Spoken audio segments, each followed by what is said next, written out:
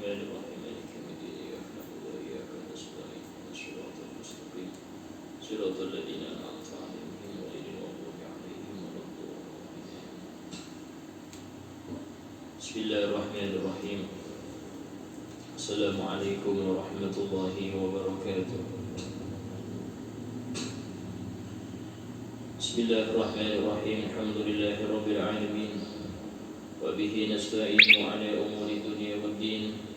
أشهد أن لا إله إلا الله وحده لا شريك له وأشهد أن سيدنا محمدا عبده ورسوله لا نبي بعده. اللهم صل وسلم وبارك وكرم وعظم ومجد على حبيبنا وشفيعنا وقرة أعيننا محمد وعلى آله وصحبه أجمعين. سبحانك لا علم لنا إلا ما علمتنا إنك أنت العليم الحكيم. رب اشرح لي صدري ويسر لي أمري واحلل عقدة من لساني يفقهوا قولي بجاه النبي وآله. قال الله تعالى وقل رب زدني علما. وقال رسول الله صلى الله عليه وسلم طلب العلم فريضة على كل مسلم.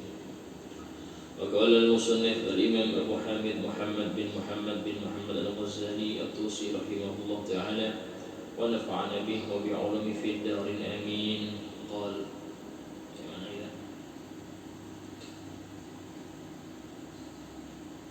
baca yang sebelumnya yang bermakna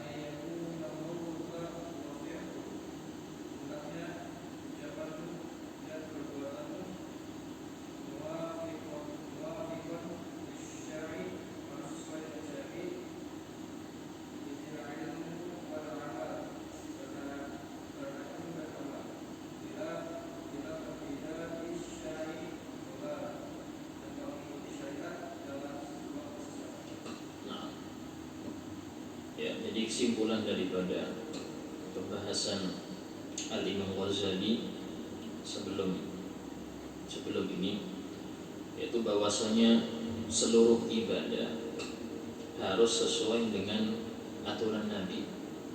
Karena itulah tidak mungkin seorang itu bisa ibadah tanpa belajar. Tidak mungkin seseorang itu bisa ibadah tanpa belajar yaitu belajar apanya? Yang pertama syarat ibadah itu, kemudian rukun ibadah tersebut, kemudian yang membatalkan ibadah tersebut. Intinya 3 ini. Kalau 3 ini sudah ngerti dia, maka insya Allah sah dan insya Allah sesuai dengan aturan Nabi. Tapi kalau dia sholat cuman tidak ngerti mana syarat, mana rukun, yang penting saya masuk masjid, saya lihat orang sholat, saya ikut sholat, yang seperti ini banyak batalnya daripada sahnya. Kenapa demikian? Karena dia tidak mengerti cara sholat yang benar sesuai Nabi yang harapkan kayak apa. Adapun hanya model gerakan, ini tidak bisa dibilang itu sebuah sholat, karena kebanyakan rukun sholat itu berupa bacaan dan berupa masalah hati atau niat. Kemudian syarat juga ada, seperti menutup aurat yang betul bagaimana, kemudian suci dari hadas, suci dari najis, kemudian harus mengetahui mana rukun mana bukan, sehingga seorang yang sholat tidak ngerti, tidak bisa bedakan antara rukun dan sunnah, maka sholatnya mengkhawatirkan. Apalagi kalau dia menganggap sesuatu yang rukun dibilang sunnah. Ya, contoh baca Fatihah dianggap sunnah, atau rukuk dianggap sunnah, walaupun dia rukuk terus tiap sholat, tapi ketika dia meyakini yang rukun ini sunnah, maka tidak sah, ya, maka sholatnya tidak sah. Dan ini contoh saja dalam sholat. Nah, seluruh ibadah, mau itu wudu, mau itu mandi wajib, mau itu puasa atau zakat, ya, atau apapun itu, maka harus tahu caranya. Sehingga dari sini Nabi simpel saja, beliau hanya bersabda, talabul ilmi fardhatun ala kulli muslim. Menuntut ilmu agama sangat wajib bagi setiap muslim. Kenapa demikian? Karena paling wajibnya di antara yang wajib itu bukan sholat, bukan puasa, tapi apa? Belajar ilmu agama. Karena tidak mungkin orang bisa sholat kalau tidak mengerti cara sholat. Tidak mungkin orang bisa puasa kalau tidak mengerti cara buat puasa. Sehingga beliau mengatakan inti daripada ilmu, ilmu itu ilmu agama, yaitu engkau harus mengetahui ketaatan dan ibadah secara hakiki. Taat itu kayak apa, ibadah itu kayak apa, harus ngerti, ya. Nah, dan bahwasanya ketaatan dan ibadah itu mengikuti asyari, itu inti Nabi dalam perintah-perintahnya dan larangan-larangannya. Sehingga tidak cukup seseorang itu hanya belajar yang diwajibkan.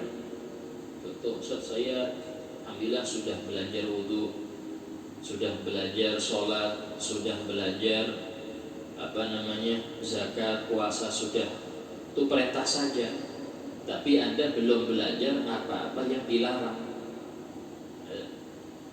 Kenapa? Karena syariat ini bukan cuma menjalankan yang diperintahkan, tapi juga menjaga yang dilarang.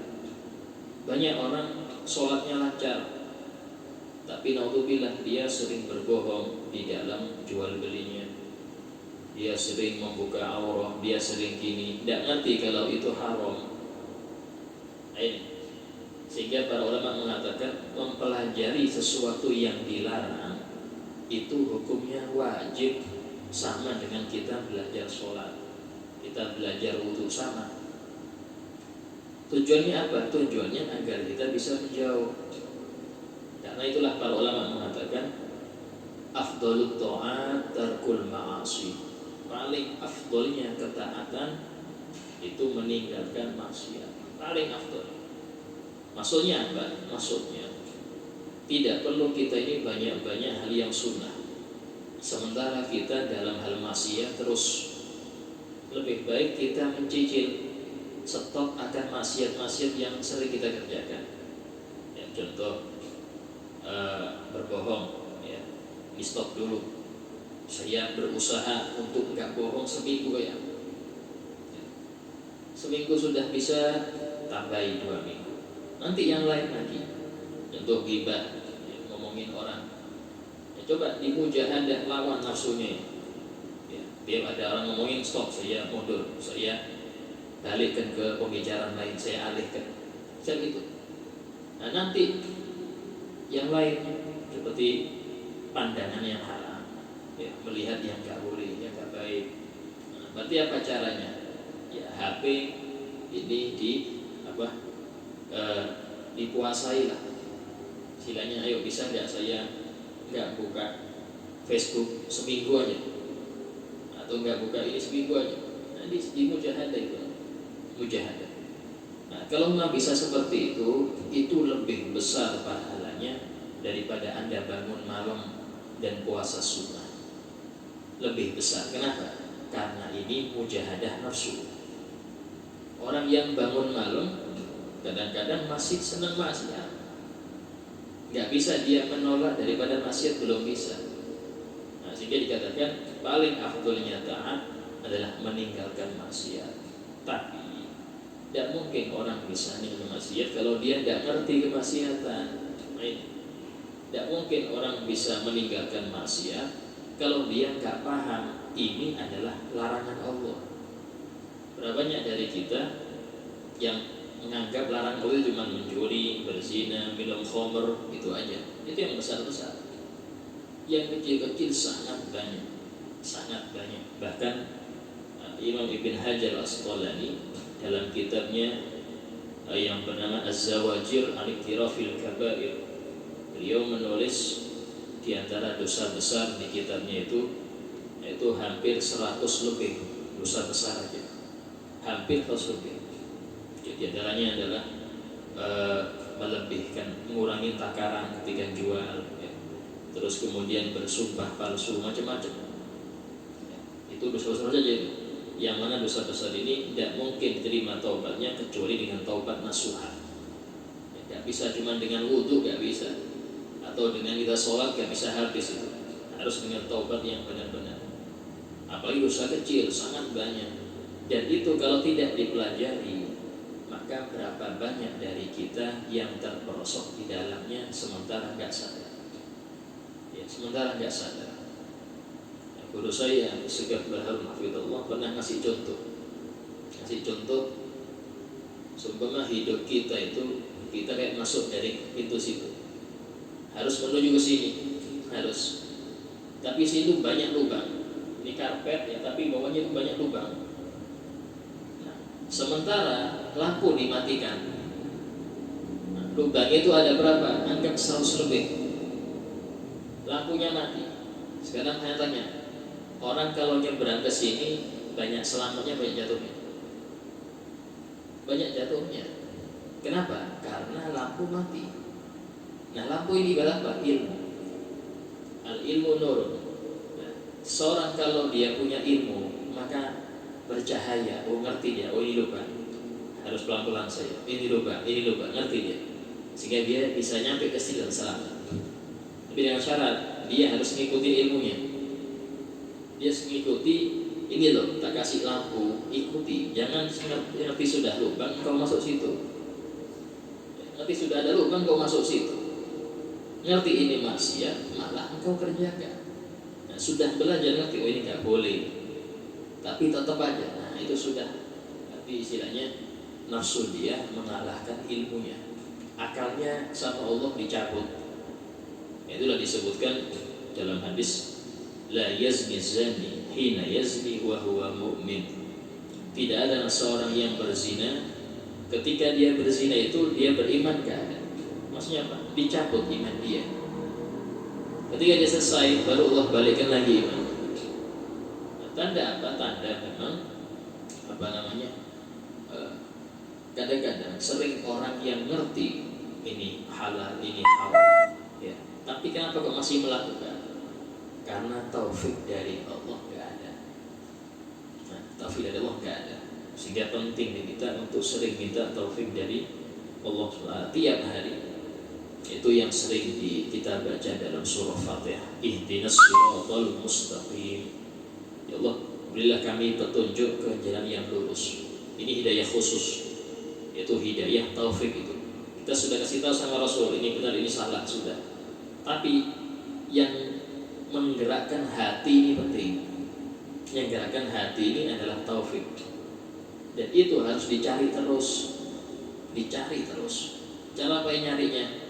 Hadir di tempat-tempat turunnya rahmat, di masjid, baca Quran, berzikir, hadir majelis ilmu, itu tempat turun rahmat. Sehingga jadi rem kita untuk bermaksiat. Jadi bermaksiat ada remnya. Ya.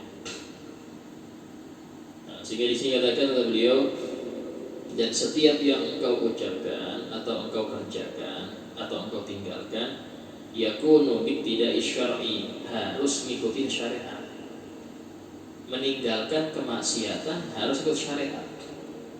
Itulah kalau ada orang yang dia nggak pernah minum khamr, ditanya, Pak, kenapa saya nggak minum khamr? Iya, khamr ini bikin akal saya nggak beres. Bukan haram, Pak. Oh bukan, bikin saya nggak beres akal. Dikit, nggak apa-apa dikit, ini repot. Berarti dia meninggalkan khamr bukan karena Allah melarang, tapi karena dia takut akalnya rusak. Seumpama kasih sedikit dia minum juga itu. Ya. Orang kalau dia tidak ngerti syariat, ketika meninggalkan yang haram, dia punya alasan lain selain syariat. Dan itu para ulama mengatakan tetap hukumnya tidak dapat pahala.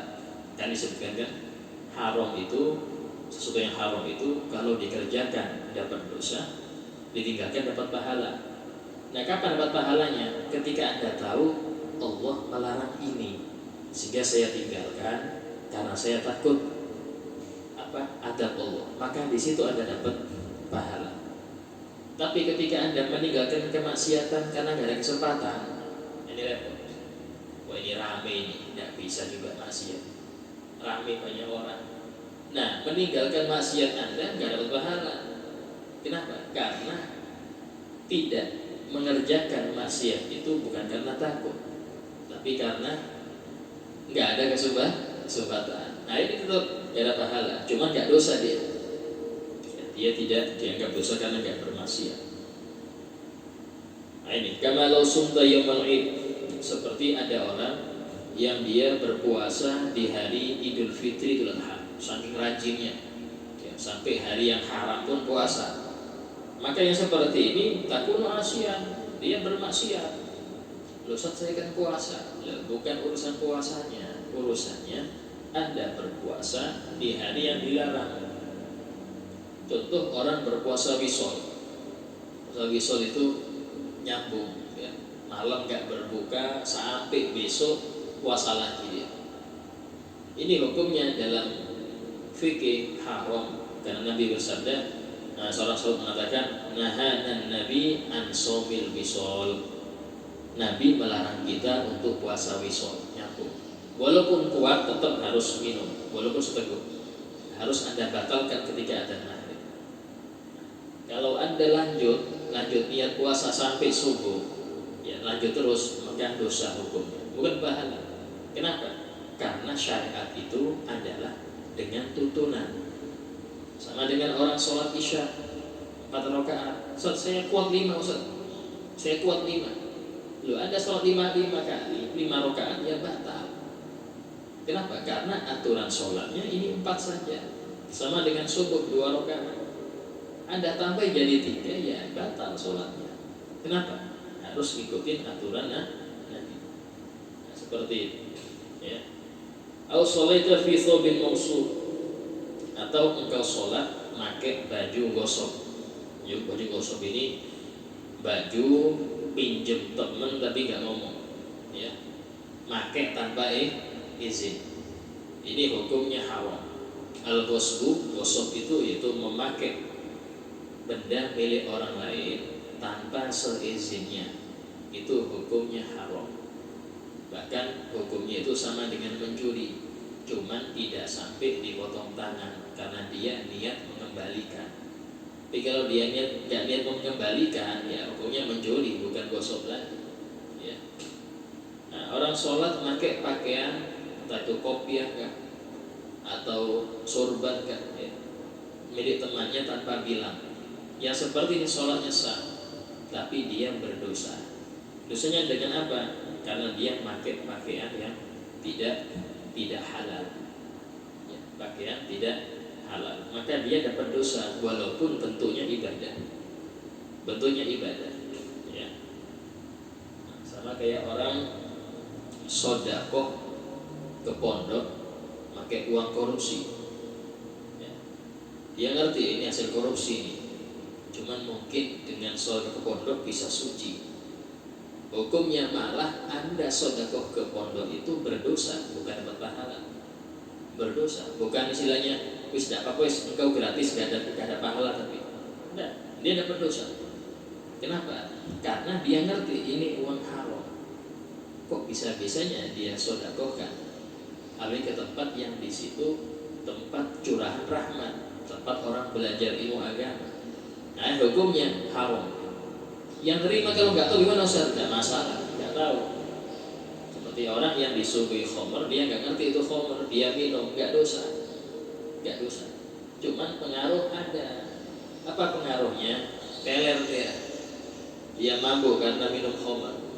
Ya juga pondok ketika kemasukan uang haram, maka keberkahan kurang. Keberkahan kurang. Apalagi sampai jadi makanan, dimakan santri itu hafalan lemon, ya. Gak ada isinya semak malam gak ada. Nah, belajar malas kenapa? Kemasukan yang haram. Sama seperti bahan bakar, ya istilahnya pakai pertalite kecampur air, ya, mesinnya rusak. Pertalite kecampur air, dia rusak mesinnya. Kenapa? Karena air gak cocok untuk ini. Sama dengan manusia, itu seorang muslim, itu makanannya, bahan bakarnya dia adalah makanan halal. Sesuai dengan firman Allah, ya ayyuhalladzina amanu kulu min thayyibati ma razaqnakum. Wahai orang-orang yang beriman, makanlah dari yang halal-halal yang kami rizki kepada engkau. Rezeki itu ada halal, ada haram, tergantung cara ngambilnya. Ngambilnya dengan cara halal, maka rizkinya halal. Ngambilnya dengan cara haram, rizkinya jadi haram. Dan ada orang yang jahil, ini rezeki saya. Ya betul, lagi rezeki haram. Coba Anda sabar akan dapat yang halal. Yang bikin orang itu dapat dengan haram karena dia gak sabar, pengen cepat, sehingga dia dapat yang haram. Coba dia sabar, dapat yang halal karena rezeki Allah sudah dibagi. Bulan sekian, ya. Dan tidak mungkin Anda meninggal kecuali rezeki Anda sudah habis. Kalau rezeki masih ada, tidak mungkin meninggal. Dalam hadis disebutkan, inna rizqa liyatlubul abda. Rezeki itu sungguh mencari hamba tersebut. Kama yatlubuhu ajaluh, seperti ajalnya mencari dia. Kita dikejar ajal ini, kita juga dikejar rezeki.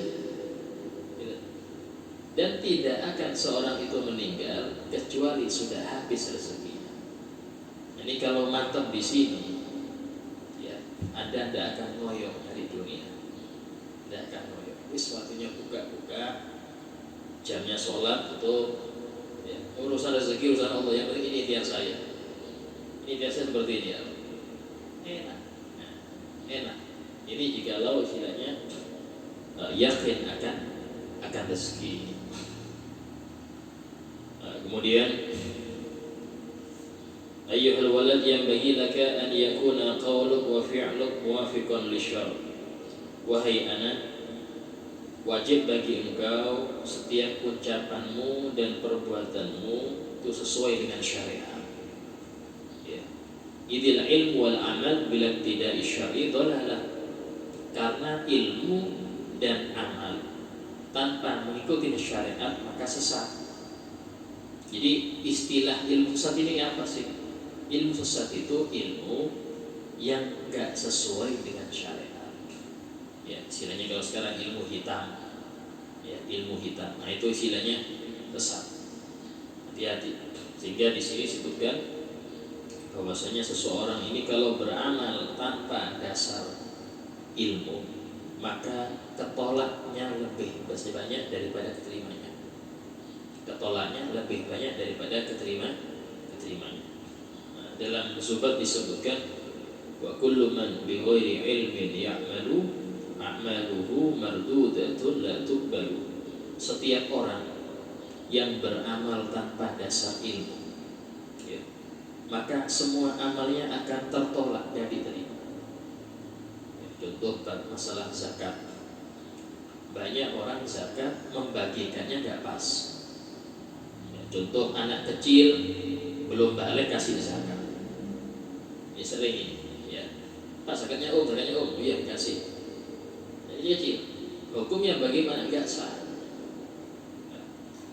8 golongan dalam Al-Quran, ya, innamas shadaqatul fuqara 8 itu tidak ada penyebutan anak kecil, ya.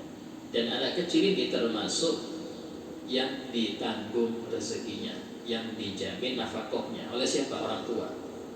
Sehingga setiap orang yang sudah dijamin nafkahnya, contoh istri dijamin suami, anak dijamin orang tua. Orang tua yang fakir, dia punya anak mampu, dijamin anaknya, wajib itu. Sehingga yang dijamin seperti itu, hukumnya tidak boleh menerima zakat. Kalau dikasih zakat ini nggak sah, sehingga dia jadi sedekah biasa. Wajib bagi yang bayar untuk menggantinya. Gak diganti, Anda berarti punya utang kepada Allah, karena belum pas daripada zakat. Ini banyak terjadi. Nah, sehingga dalam ilmu bagi itu juga harus ada ilmu. Ini contoh kecil di masyarakat, banyak terjadi seperti itu. Jika sudah balik, sudah balik nggak apa-apa. Karena kalau anak sudah balik, anak laki-laki yang sudah balik, itu orang tua nggak wajib ngasih nafkah, tidak wajib. Seumpama orang tua nggak ngasih apapun nggak dosa, karena sudah balik. Nah, karena itulah hukum anak laki-laki yang sudah balik dan dia belum kerja, hukumnya fakir miskin, ya, masuk fuqara dan masakin. Belum kerja tapi, ya. Walaupun mondok, walaupun sekolah, walaupun dia dibayar tiap hari, walaupun, karena orang tua nggak wajib, itu cuma tafadhul, yaitu murah hatinya orang tua, bukan kewajiban dia. Nah, sehingga anak-anak yang sudah balik tadi itu tidak apa kasih zakat tidak masalah, ya. Karena dia sudah tidak wajib bagi orang tua ngasih dia nafkah, nggak wajib ngasih nafkah. Ini contoh kecil di antara beberapa kesalahan di dalam syariat karena nggak ngerti. Kemudian, wa yang bagi laka, dan wajib bagimu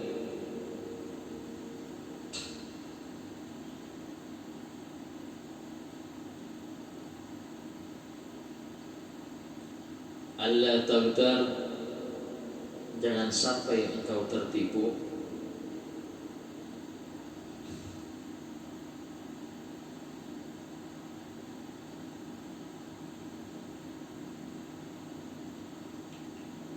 bisyatah, dengan tipu daya,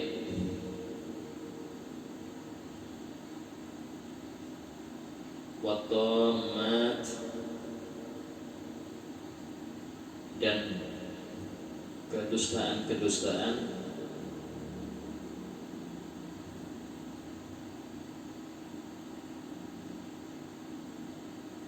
as-sufiyah, orang-orang yang mengaku sufi.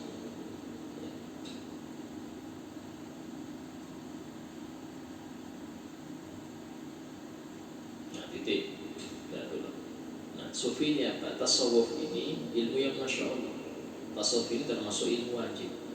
Bahkan di dalam syariat rukun agama itu 3: Islam, iman, ihsan. Islam itu dengan fiqih, kita mempelajarinya. Iman itu dengan tauhid, dan ihsan itu dengan tasawuf. Ihsan ini adalah anta'budallah ka'annaka tarah, yaitu engkau menyembah Allah seakan-akan engkau melihatnya. Fa illam takun tara, tapi jika engkau enggak sampai ke makom itu, fa innahu yara, maka engkau ibadah seakan-akan dia melihat. Berarti makom muraqabah. Ada 2 makom, muraqabah, musyahadah. Nah, untuk mencapai makom ihsan ini harus ada pembersihan jiwa dari penyakit-penyakit, dan itu wajib. Itu kita membersihkan diri dari hasud, sombong, cinta dunia, ya. Kemudian benci ke sesama muslim, suka marah. Nah itu wajib, harus, ya. Dan ilmu itu sama dengan kita pelajari sholat, hukumnya wajib, fardu ain, bukan fardu kifayah. Nah cuman ada di antara kelompok oknum, misalnya oknum ini yang memperkenalkan ke masyarakat bukan seperti itu. Tasawuf itu istilahnya yang gak kerja sama sekali, Pak. Atau yang dia ini istilahnya puasa putih terus, atau apa, nanti akan ada keramatnya seperti ini. Gak ada. Ini gak ada di dalam ajaran syariat tasawuf, gak ada, ya. Harus gini, nanti ini tidak ada seperti itu. Apalagi sampai nanti ada derajat di mana Anda nggak wajib sholat. Nah, ini macam-macam, ini muncul, ya. Nanti mau nggak sholat bayar sekian, nggak jadi sholat. Atau ini orang-orang mengira itu tasawuf, bukan. Itu kebohongan yang dibuat oleh oknum mengatasnamakan ahli tasawuf, padahal bukan. Ya, tasawuf bukan seperti itu. Tasawuf itu pembersihan jiwa, sama dengan istilahnya Anda belajar sholat, berarti Anda juga belajar cara mensucikan jiwa, cara membersihkan hati. Bahkan sebagian ulama seperti Imam Al-Baghdadi mengatakan tasawuf itu adalah akhlak. Jadi kalau orang yang akhlaknya bagus, berarti tasawufnya bagus. Itu akhlak, karena akhlak itu cerminan dari hati. Orang kalau hatinya baik, mau gak mau akhlaknya baik, mau gak mau akhlaknya baik. Kenapa? Karena cerminan hati itu adalah akhlak. Nah, sehingga beliau mengatakan jangan sampai tertipu dengan kebohongan-kebohongan yang dikatakan itu disampaikan kepada kesufian. Ya, karena ada sufi seperti itu. Ya. Li'anna suluka hadhihi thariq, karena menjalani jalur tasawuf ini,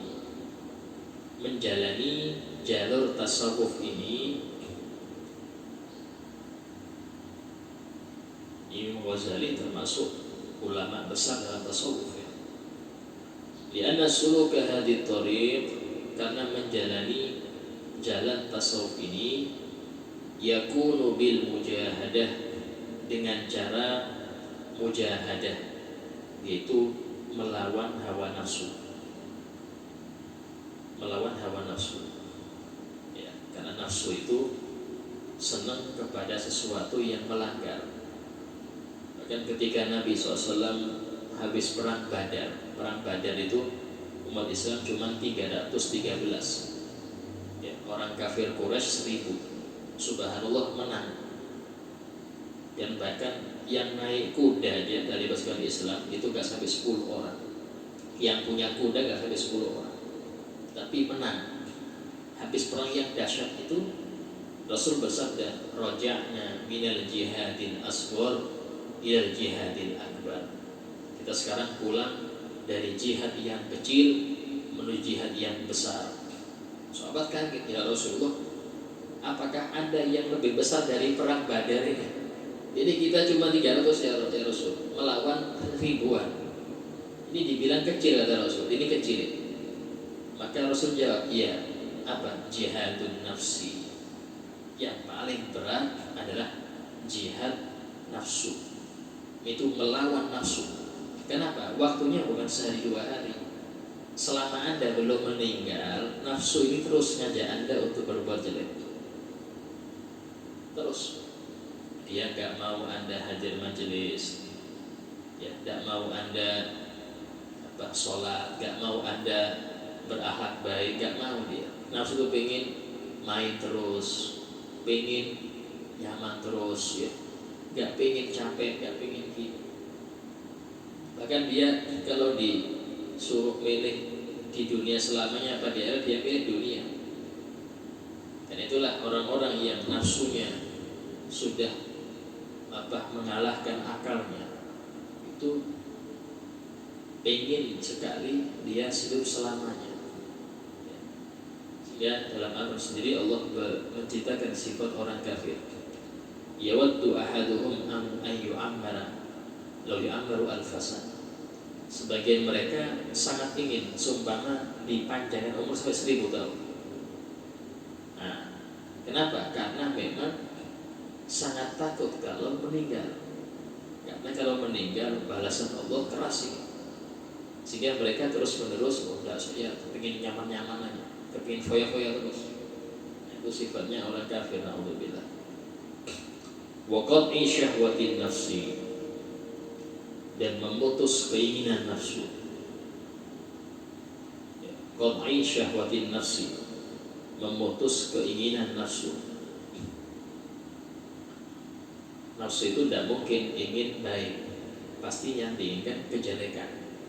Dalam Al-Quran surah Yusuf, wa ma ubarri'u nafsi, dan aku tidak mungkin melepaskan nafsuku, tak biarkan, tidak mungkin. Kenapa? Inna nafsa la'ammaratun bisu, karena nafsu itu pasti menyuruh kepada keburukan, pasti. Bahkan kadang-kadang dia nyuruh sesuatu yang bagiannya baik. Contoh nyuruh sholat, nafsu nyuruh sholat, tuh ada apa nih kok nyuruh sholat? Dicek-cek, oh bupati di masjid, Pak, sholat, ayo Qurannya dibaca yang keras. Nafsu nyuruh gitu. Mungkin nafsu nyuruh ini, oh iya ada orang besar masuk masjid. Nah, berarti apa? Pengen lihat. Tidak ada nafsu pengen kebaikan. Ya. Sehingga kita harus terus waspada. Kalau nafsu nyuruh kebaikan, oh ada apa ini? Ada sesuatu ini. Itu harus kita curiga. Wa qatli hawaha, dan membunuh hawaha, itu hawa nafsu. Ini istilah ya, bahasa majas. Dan membunuh hawa nafsu bisayfir riyadhah, dengan pedang riyadhah. Riyadhah ini artinya adalah melawan hawa nafsu. Riyadhah seperti dari seperti ini. Anda bangun malam kontinu, ya, kontinu, alarm dihidupkan. Kemudian istilahnya makan diatur. Imam Ghazali itu beliau memberi contoh riyadhah dalam makan ya. Itu kalau Anda biasanya sekali makan itu berapa kali suap? Ustaz, saya sampai 20 kali suapan. Ya sudah, untuk besok kurangin 19. Dihitung suapannya itu. Ya, maka kalau masih lapar tetap stop. Kuat masih 15, kuat. Besok lagi 15. Terus bukan langsung saya tidak makan, kayak jangan. Seminggu langsung 1 nampan ada makannya. Balas dendam. Ya, kayak orang puasa balas dendam, ya. Pelan-pelan. Ya, sampai di batas yang Anda itu sudah maksimal, sudah cukup seperti itu, istiqomah sampai wafat. Karena mujahadah ini tidak cuma setahun 2 tahun, sampai meninggal ya kita mujahadah. Ya, sampai wafat di mujahadah. La bitamat wa turahat, bukan dengan dusta-dusta. Maksudnya menjalani tasawuf ini bukan dengan dusta-dustaan, wa turahat atau hayal-hayalan. La bitamat, bukan dengan kedustaan-kedustaan, wa turahat, dan hayalan-hayalan, tidak.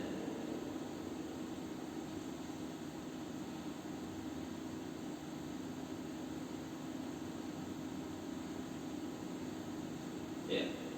Nah, contoh kita hadir majelis ini.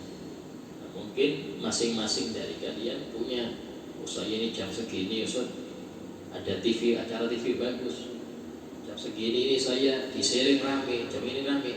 Udah lawan itu. Udah, saya harus hadir. Saya harus hadir. harus dilawan. Saya ya ngelawan juga. Jadi paling enak tidur ini, tapi kita lawan. Ya. Kadang-kadang anak nangis, ini nangis, tinggal istilahnya Bismillah. Ya, Bismillah. Nah, seperti itu. Nah, sebab kalau nggak seperti itu, ya kita akan diombang-ambingkan oleh nafsu, ya, sehingga hidupnya tidak terarah. Wallahu a'lam. Fikih sampai mana kita?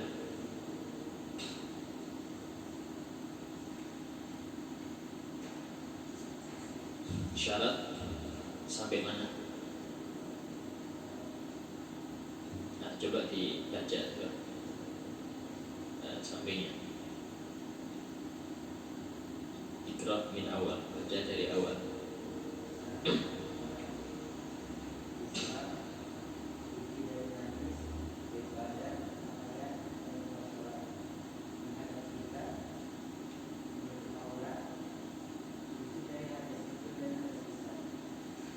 Sampai itu. Kemudian yang nomor berapa?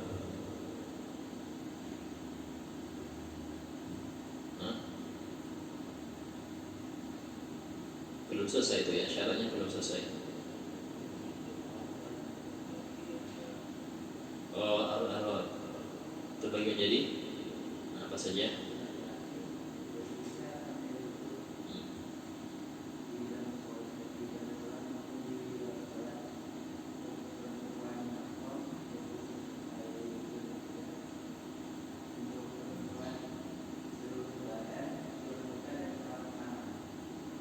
Dalam sholat, ya. Jadi lanjut masih aurat perempuan dalam sholat itu seluruh badan kecuali muka dan telapak tangan. Telapak tangan ini itu bolak-balik ya. Istilahnya walaupun sebelah sini pun nggak wajib ditutup perempuan. Jadi seumpama dia pakai kaos yang segini aja, seumpama dia nggak pakai mukena, dia pakai kaos segini aja. Terus pakai jilbab, kaos kaki, ya, hukumnya sah, sholatnya sah. Nah, cuman untuk muka, ya, itu kalau pakai jilbab seperti biasa kayak gini modelnya, hukumnya tidak sah, karena sini tidak termasuk wajah, wajib ditutup. Sehingga untuk memastikan dia ini tertutup seluruhnya kecuali wajah, maka mukenanya harus sebelah sini, ya, harus seperti ini tutup. Kalau kayak gini kayak jilbab nggak sah. Kenapa? Karena sebelah sini bukan wajah, wajib ditutup. Wajib ditutup. Nah itu. Kemudian yang nomor berapa? 3. Nah, nomor 6, mengetahui masuknya waktu sholat. Mengetahui masuknya waktu sholat.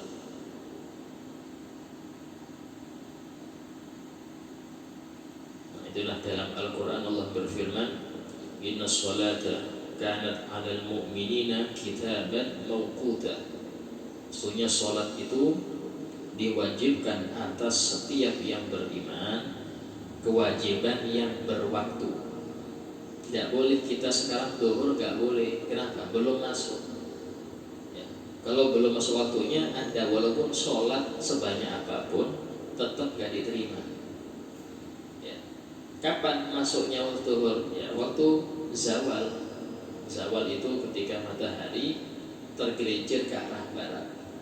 Ya, sedikit ya, sudah hukumnya masuk waktu zuhur. Sampai kapan?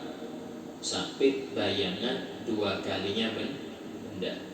Contoh ini umpama 30 cm, ya, pas saya taruh di luar, bayangan dia 60, selesai sudah. Berarti masuk waktu asar. Itu cara menentukan. Kalau dulu karena nggak ada jam, ya, pakai matahari penentuannya. Nah, kenapa? Kalau ulama mengatakan itu adalah bentuk disiplinnya Islam. Jadi Islam disiplin. Belum masuk waktu nggak boleh. Kalau keluar waktu berdosa dia menjaga, tapi tetap wajib. Nah, sebagian orang beranggapan Kalau keluar waktu nggak wajib lagi. Tidak. Keluar waktu itu Anda tetap wajib mengqadha.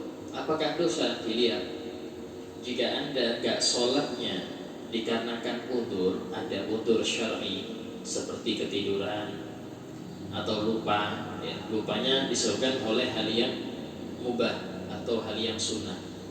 Contoh belajar, ya.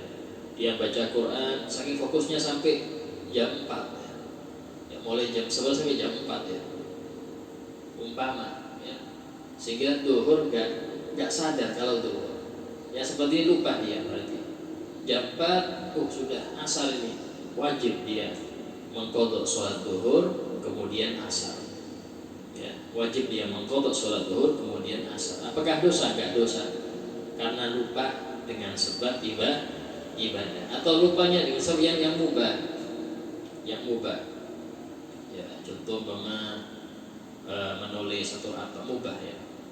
Beda kalau mubah yang asal yang makruh, contoh main PS, ya, main PS sampai gak sadar, ya, sudah keluar waktu, hukumnya haram, tetap walaupun lupa dia, hukumnya tidak boleh.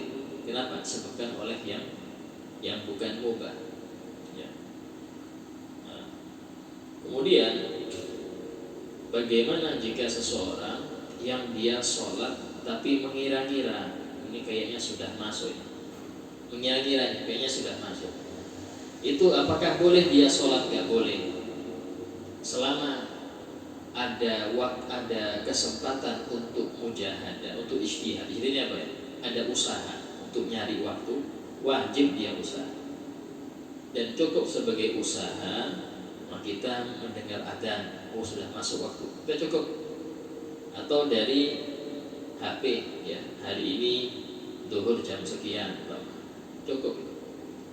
Atau dengan matahari tadi itu, ini kayaknya sudah ada bayangan ke arah timur, berarti matahari ke arah barat, bayang benda ke arah timur, berarti sudah masuk, itu sudah cukup, ya. Tapi kalau dia tanpa usaha sedikit pun, hanya ngira-ngira, kayaknya ini masuk, kayaknya masuk, terus dia sholat, habis sholat ada temannya bilang, iya tadi sampean sholat tuh sudah duhur memang, jadi sebelum ada sholat tuh 5 menit sudah duhur, hukumnya tetap tidak sah. Kenapa? Karena yang harus mengetahui masuknya waktu itu yang sholat, bukan orang lain, ya. Yang harus mengetahui masuknya waktu itu yang sholat, karena dia syarat sholatnya dia, itu syarat sholat sahnya di sholatnya dia, bukan orang lain. Walaupun setelah dia sholat orang lain bilang, sampai alhamdulillah Pak, sudah di waktunya kok, tadi sudah masuk kok, gak bisa ditolerir, wajib Anda ngulang lagi, wajib diulang lagi. Sholat, apakah sholat itu harus selesai adzan? Nah ini yang sering pertanyaan, apakah sholat itu harus selesai adzan? Tidak, ya. Karena permulaan adzan itu sudah menunjukkan masuknya waktu, sehingga kalau ada orang tergesa-gesa, dia mau berangkat cepat-cepat, sehingga dia harus sholat dulu di rumah langsung berangkat, hukumnya adzan langsung sholat, tidak perlu nunggu akhir adzan, tidak perlu, ya. Walaupun afdolnya, ya, afdolnya itu dia tunggu dulu sampai selesai adzan baru dia sholat, itu afdolnya. Cuman kalau dia langsung sholat, apakah sah? Tidak apa-apa, ya, tidak apa-apa. Cuman tadi kurang utama, dia meninggalkan yang afdol. Kemudian syarat yang selanjutnya, mengetahui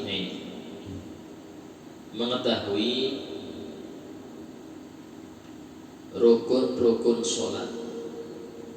Dia harus tahu rukun sholat apa, yang sunnah apa. Contoh, rukun sholat ini intinya 13 saja, ya, 13 dibagi menjadi 4. Cuma rukun qalbi, rukun hati, itu niat, ya, niat itu tugasnya hati itu. Niat ini bukan tugasnya lisan.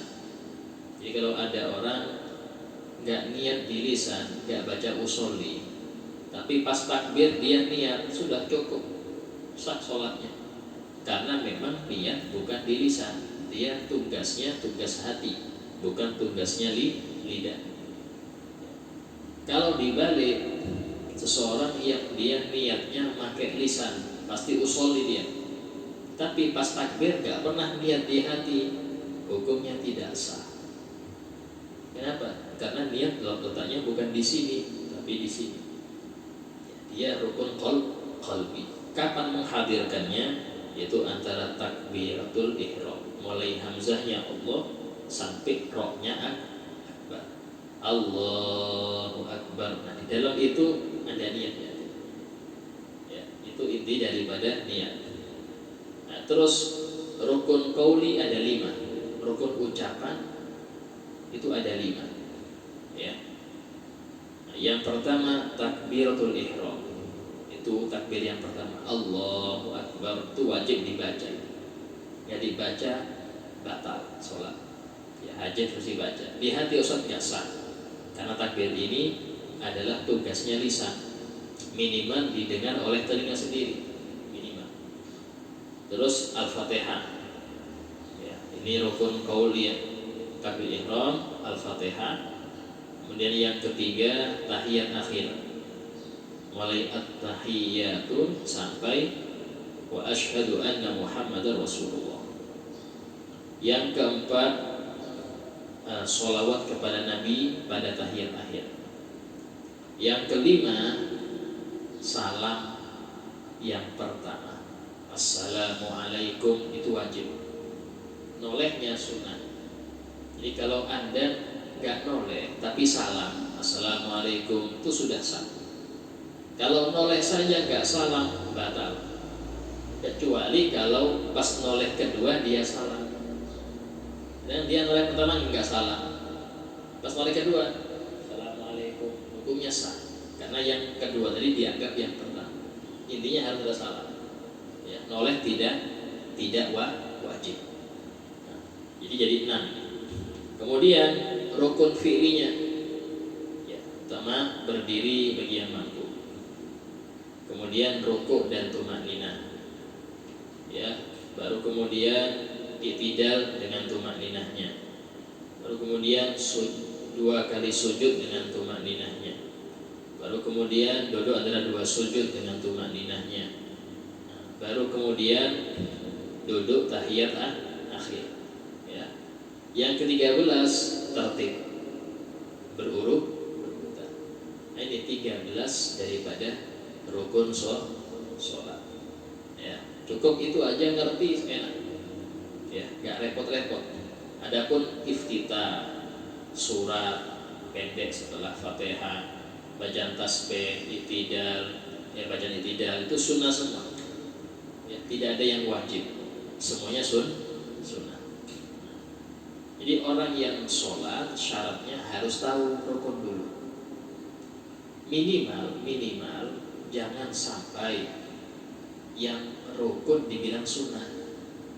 Ya, contoh dia beranggapan Al-Fatihah ini sunnah kok, gak baca gak apa-apa.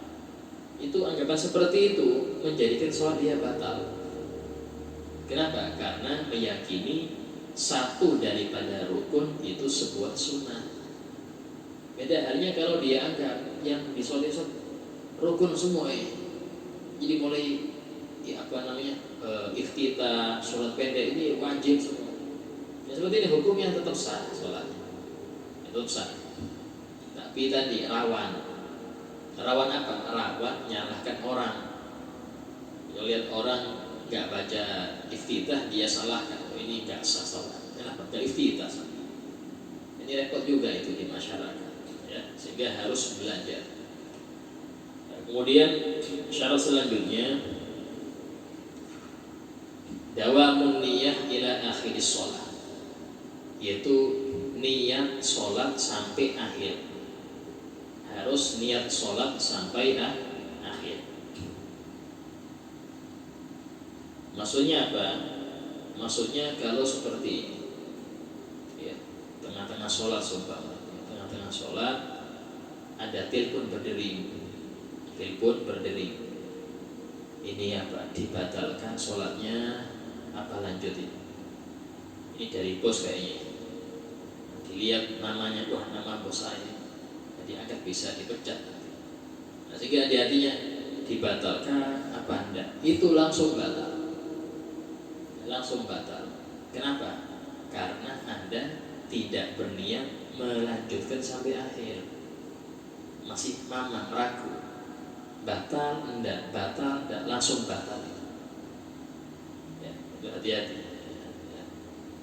Nah, sehingga kalau urusan sholat, ya itu apapun yang terjadi lanjut aja. Kalau Anda ragu, batalkan enggak, langsung batal itu. Ya, langsung batal.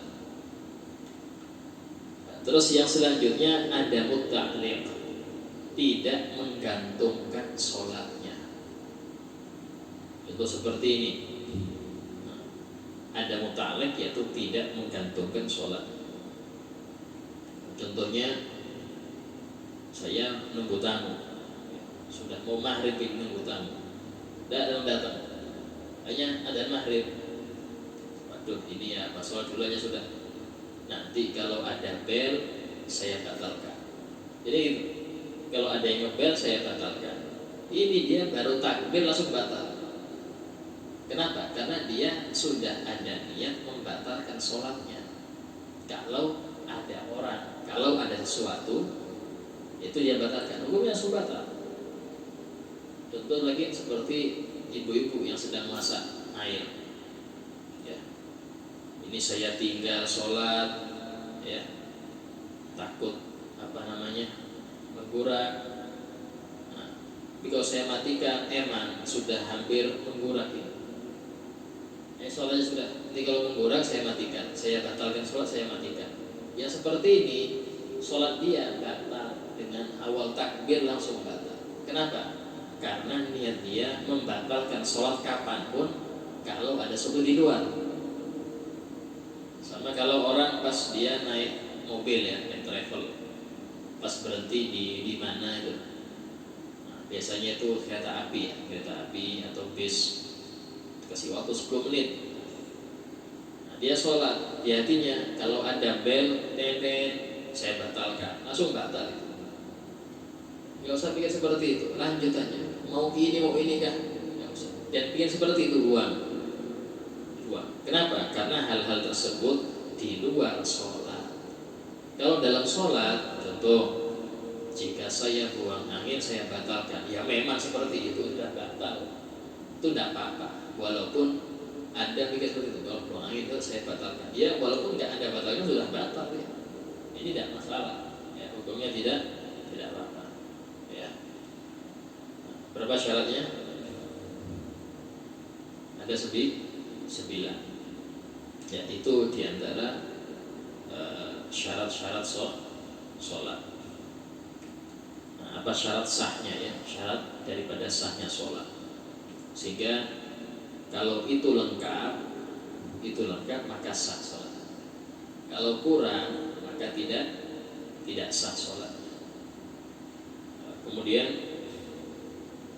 habis masalah syarat syarat sah. Nah, sekarang masuk ke rukun dulu, ya, masuk ke rukun sholat.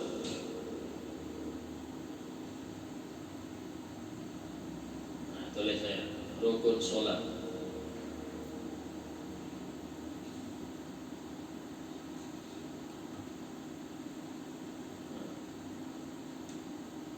Secara global, tulis rukun sholat terbagi menjadi 4.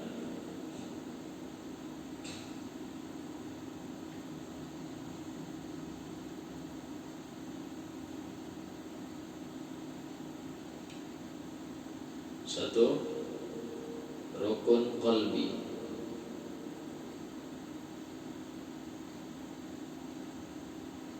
Buka kurung, niat, tutup kurung.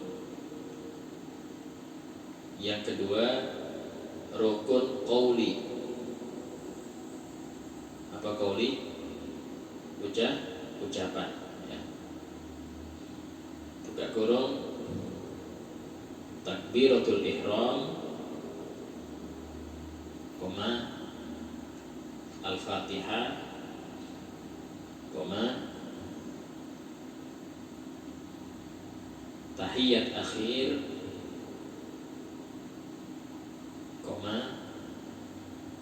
sholawat kepada Nabi pada tahiyat akhir,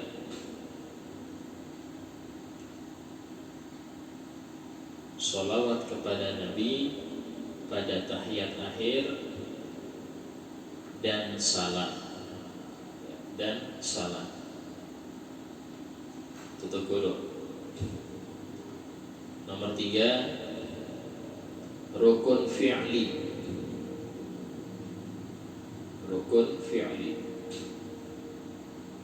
Buka kurung,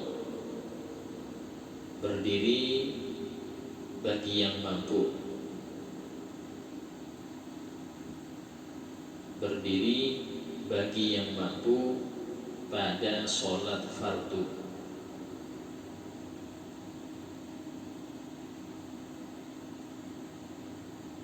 Koma rukuk,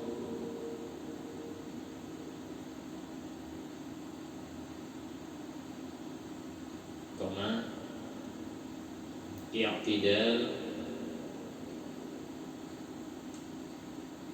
koma sujud, koma duduk antara dua sujud,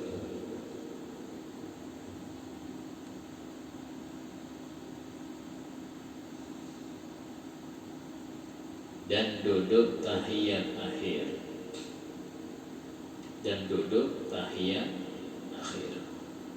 Tutup kurung. Yang keempat, rukun maknawi.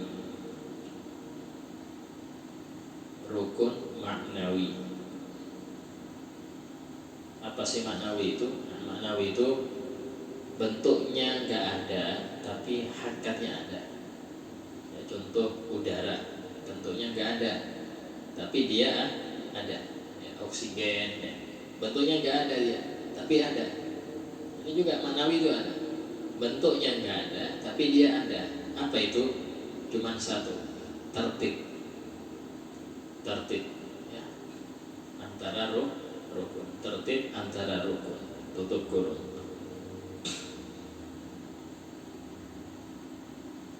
Sekarang kita jelaskan satu persatu dari rukun tersebut.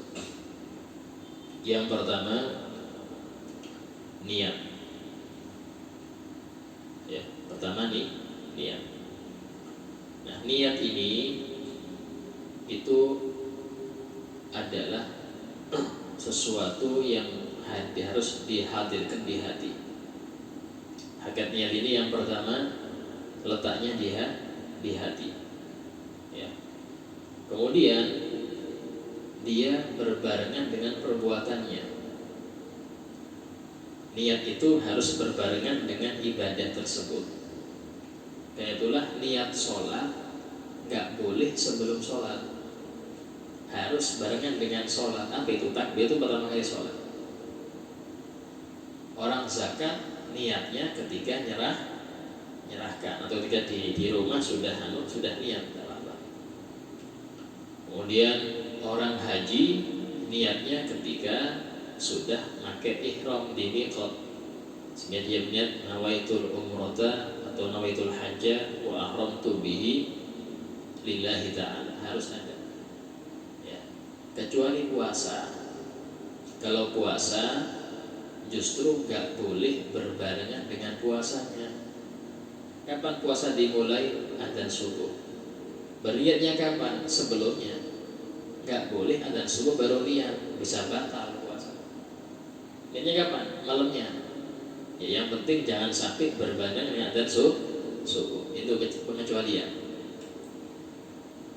Nah, kemudian niat itu tergantung dari sholatnya. Ya, kalau sholat fardu maka niatnya minimal 3. Minimal 3. Ini biar gampang kita. Kalau kita niatnya itu mengartikan yang kita baca ribet. Usolli fardhu dhuhri arba raka'atin mustaqbilan kiblati adaan makmulitaan. Itu artinya saya niat sholat fardhu dhuhur ya 4 rakaat menghadap kiblat sebagai adaan karena Allah Ta'ala. Kelamaan, tahu-tahu nafas habis, tahu takbir Allah habis, sudah belum selesai niat. Ini ada 3 aja, gak banyak-banyak. Sholat fardu 3 aja. Yang pertama niat sholatnya ya. Nah, tulis niat di dalam sholat fardu. Niat dalam sholat fardu wajib 3 hal ya. Niat di dalam sholat fardu wajib 3 hal. Yang pertama niat sholat, itu usollinya harus ada. Yang kedua jenis sholat, zuhur atau asar atau maghrib ya. Yang ketiga fardu atau wajib. Nah, contoh gampangannya kalau mau simple ya, usolli fardhul maghrib cukup sudah. Kalau bahasa Indonesianya, saya niat sholat fardu maghrib, saya niat sholat fardu isya, saya niat sholat fardu duhur. Itu gak lama. Allah seluruh gak lama-lama, gak usah Allah panjang. Karena yang takbir lama itu dia bingung, ini sholat apa ya, karena gak lama tadi. Pas takbir itu fokus dulu. Di antara cara fokus itu, para ulama mensunnahkan kita ini membaca niat usolli fardhu dhuhri, biar tahu sekarang dhuhur ini. Pas takbir enak, ya. Itu tujuannya di situ. Kalau Anda jadi makmum, wajib tambahi makmuman. Ya, kalau jadi makmum, wajib tambahi makmum, wajib dalam niat tadi. Saya niat sholat fardu maghrib makmuman, saya niat sholat fardu duhur makmuman. Itu sudah cukup. Rokat ustad gak perlu, rokat itu sunnah ya. Tapi kalau Anda menyebutkan rokaat salah dalam niat, maka batal niatnya ya. Karena itulah, daripada Anda bingung, gak perlu menyebutkan niat untuk rokaat, gak perlu ya. Di duhur 3 rokaat repot juga. So, bagaimana kalau pas di lisan salah? Saya sholat duhur di lisan isya, tidak apa-apa. Yang penting di hati jangan isya, di hati duhur. Kadang ada sebagian imam itu tes murid-muridnya, dia keraskan usolli al-maghrib, usolli fardhu subhi rakaatain. Itu yang mau sudah bingung. Kayak apa? Imam baru takbir itu tasbih subhanallah, ini enggak ngerti makmumnya. Imam baru takbir sudah subhanallah. Dan tidak perlu, karena intinya niat bukan yang diucap tapi yang di sini, yang di sini. Ya, karena kita nggak ngerti yang di hatinya, ya sebutkan aja, insya Allah ini maghrib. Jangan kita, waduh ini nggak sah saya soal ini, mundur aja, ini mundur, berarti nggak beres. Muridnya jahil, muridnya ini jahil. Ya, gurunya ngetes saja dia ngetes suara keras, niatnya subuh. Nah, terus kemudian kalau dia sholat sunnah, ya, sholat sunnah, maka sholat sunnah yang punya waktu ya, kayak duha, tahajud, ya, maka cukup 2 saja, ya, usolli, niat sholat, sama jenisnya, cukup. Usolli duha, cukup. Takbirnya Allah, usolli duha, atau ini sholat qobliyah duhur ya. Itu cukup usolli sunnatat duhri bisa, atau usolli qobliyah duhur boleh. Saya niat sholat qobliyah duhur, cukup, gak perlu rokaat, gak perlu ya, sudah cukup. Sholat taraweh, usolli taraweh, cukup sudah ya, gak perlu banyak apa.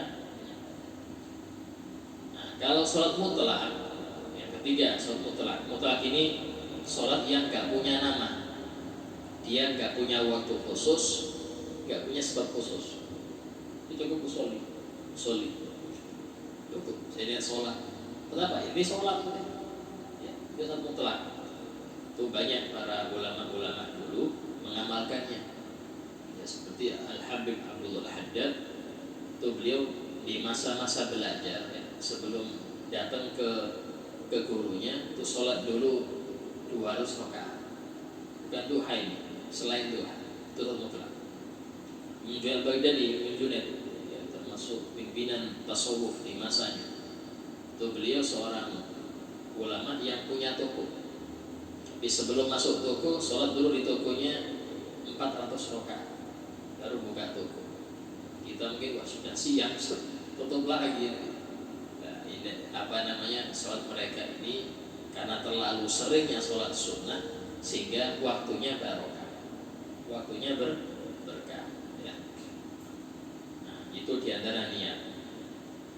Adapun niat imaman, ya, niat imaman bagi imam hukumnya tidak wajib. Imam tidak apa-apa, gak niat imaman tidak masalah. Cuman dia rugi, gak ada pahala 27. Ya, beda dengan makmum harus niat makmuman. Dan imam dia pengen niat imaman itu boleh di dalam sholat, gak harus waktu takbir. Contoh dia pas rakaat pertama, saya niat jadi imam, sah, gak apa-apa, gak apa-apa. Karena itulah orang yang sholat sendirian, ya, kemudian ada orang yang bermakmum di belakangnya, ya, maka untuk menandai kalau belakangnya ada makmum, itu dia keraskan takbirnya, Allahu Akbar. Tujuannya apa? Tujuannya biar sang imam ini niat imaman. Di sini berarti apa? Boleh niat imaman di dalam sholat, gak harus takbir. Nah itu niat imaman itu tidak harus takbir, tidak harus. Yang penting dia masih dalam sholat, walaupun di tahiyat akhir boleh niat imaman di waktu itu. Nah, terus kemudian yang kedua yaitu takbiratul ihram. Takbiratul ihram.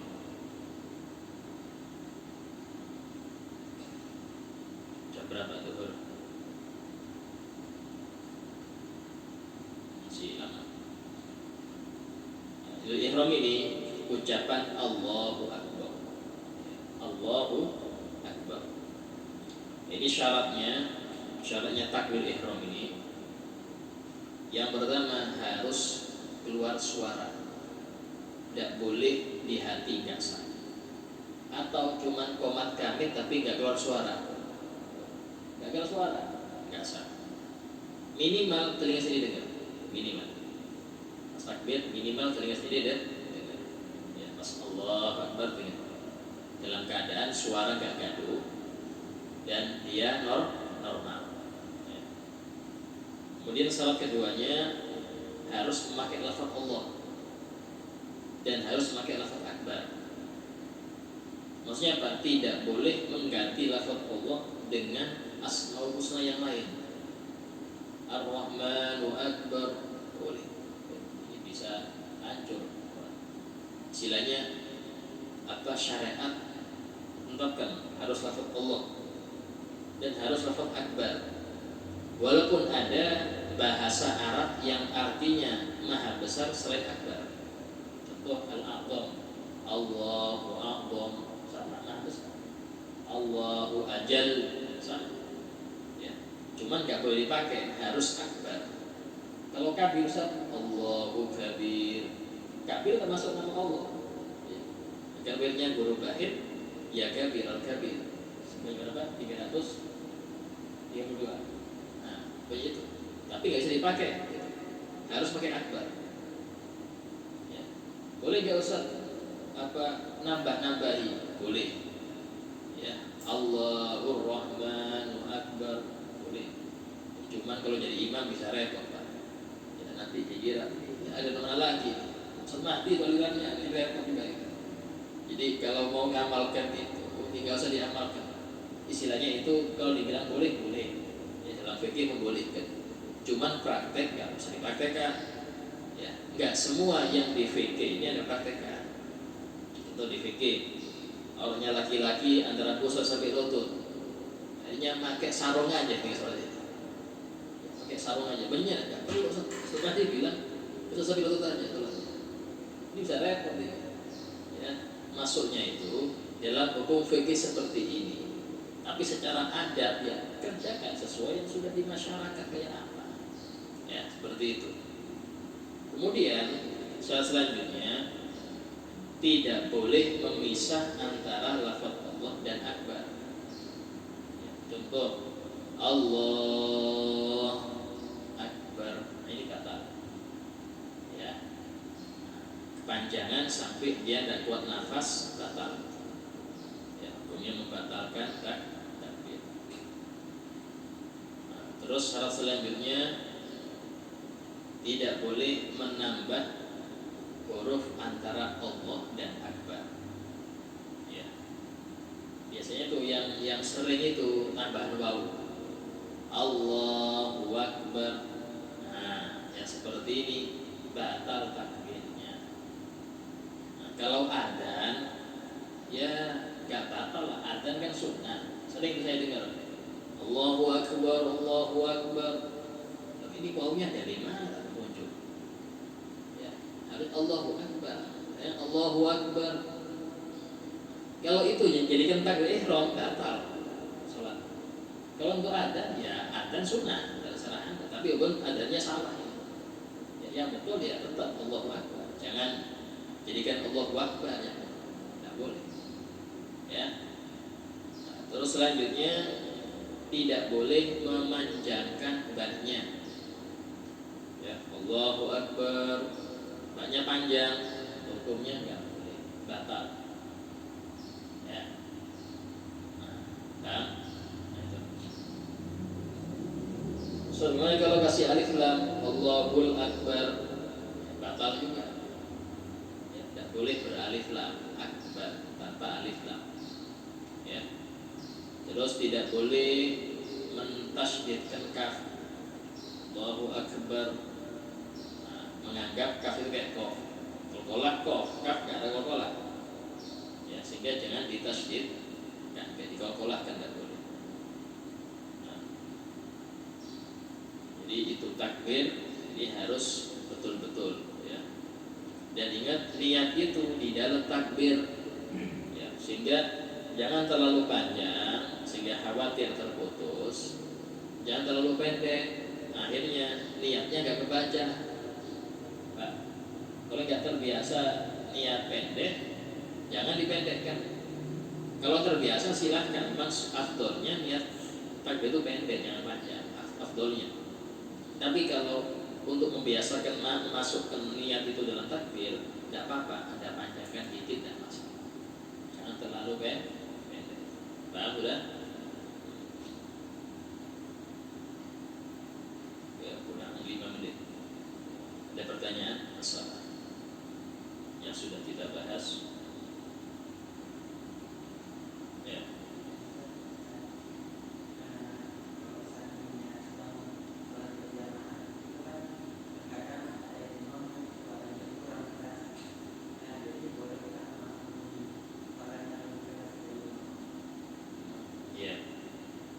Jadi disunahkan bagi makmum itu asir memelankan suara kecuali dalam amin ya. Dalam amin itu baru dia sunnah keras. Nah, tapi kalau selain amin tidak boleh keras. Sehingga kalau makmum mengeraskan suara, apalagi mengalahkan suaranya imam, maka imamnya di belakang jadinya ya, bukan di depan lagi ya. Seperti makruh, tapi nggak bebas, nggak batal, makruh ya. Masuk yang makruh itu kalau suaranya hampir sama dengan imam. Jadi kalau waktu Fatihah ini suaranya hampir sama dengan imam ya. Walaupun Fatihah tetap baca pelan, bukan keras ya. Sehingga kadang kan saking kerasnya itu sampai terganggu, itu jangan ya. sampingnya terganggu. Ini saya mau fokus khusyuk bacaan saya, kiri kanan keras suara. Ini hukumnya makruh, ya makruh. Nah, sudah masuk zuhur, insya Allah kita lanjutkan pembahasan pada yang akan datang. Fadilah bila syaitan. Al-Fatihah.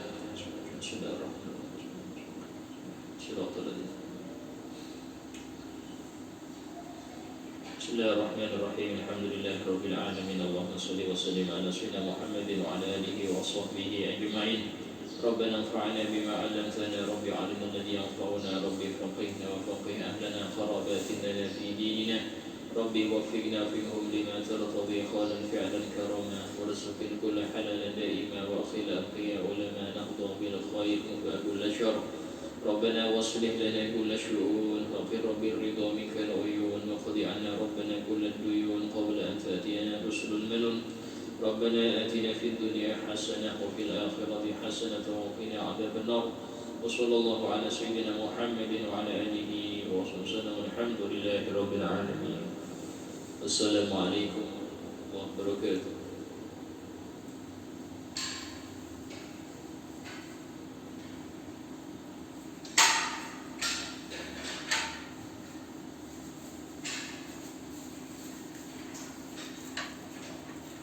Wah,